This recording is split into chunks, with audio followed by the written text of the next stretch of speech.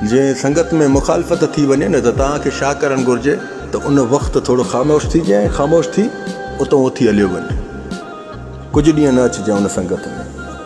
जेकॾहिं पाण खे इज़त वारो सम्झे थो त छा, जेकॾहिं पाण खे इज़त वारो सम्झे थो त उन संगत मां ख़ामोश थी उन काफ़िले मां उथी हलियो वञे, कुझु वक़्तु ज़ाहिर ई न थी जाए।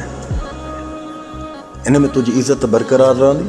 छो इन काफ़िले में जॾहिं मुखालफ़त थी वेंदी आहे न दोस्तनि सां, त पोइ उन वक़्तु जंहिंजे मथां मुखालफ़त थींदी आहे त उहो वीचारो पाण खे मुखालफ़त जंहिंजे मथां थिए थी, जंहिंजे मथां हमिलो थिए थो, उहो इंसानु पाण खे अकेलो अकेलो महसूसु कंदो आहे। तूं अकेलो न आहे, तूं अकेलो न आहे, तोसां अलाह गॾु आहे।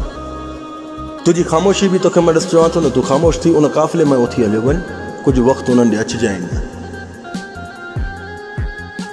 जेकॾहिं तुंहिंजा सचा दोस्त हूंदा त तोखे परचाइण बि ईंदा। जेकॾहिं टाइम पास वारा दोस्त हूंदई न त यादि रखजांइ उन्हनि ॾे तूं बि न वञजांइ। टाइम पास वारा दोस्तनि सां बि घटि मिलंदा कयो। छो इहे टाइम पास वारा जेके दोस्त आहिनि न, इहे तमाशे में गॾु हूंदा न, तकलीफ़ में गॾु न हूंदा अथव।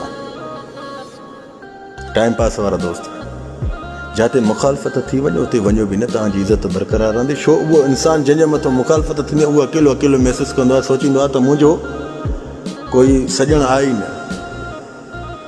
छो पहिरियों पहिरियों उन जे ख़िलाफ़ु चमचो जेको मुनाफ़िक़ हूंदो आहे न, उहो इंसानु उथी बीह रहंदो आहे, माना साइड वठंदो आहे उन्हनि जे पासे ॾांहुं। गिलाखोर गीबत करण वारो मुनाफ़िक़, पोइ उन में उन इंसान खे वॾी अज़ियत मिलंदी आहे। कंहिंखे जंहिंजे मथां हमिलो थो थिए, जंहिंजे मथां माना दोस्त ॾमिरिया आहिनि, त उन इंसान खे वॾी तकलीफ़ ईंदी आहे, उन वक़्त में वॾी माना अज़ियत मिलंदी आहे। पर यादि रखजांइ जवान जी औलाद, यादि रखजांइ, तूं ख़ामोश थी न संगत इन काफ़िले मां उथी हलियो वञ।